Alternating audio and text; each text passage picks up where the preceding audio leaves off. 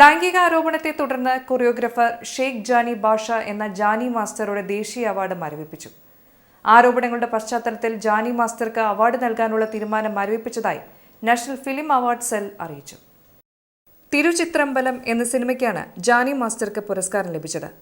മധ്യപ്രദേശ് സ്വദേശിനിയായ assistant choreographer നൽകിയ ലൈംഗിക പീഡന പരാതിയിലാണ് ജാനി മാസ്റ്റർക്കെതിരെ പോലീസ് കേസെടുത്തിട്ടുള്ളത്.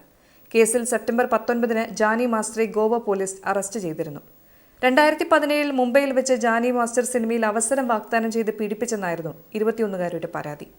സംഭവം പുറത്തു പറയരുതെന്ന് ആവശ്യപ്പെട്ട് ജാനി മാസ്റ്റർ ശാരീരികമായി ഉപദ്രവിക്കുകയും മാനസികമായി പീഡിപ്പിക്കുകയും ചെയ്തുവെന്നും യുവതി പറയുന്നു.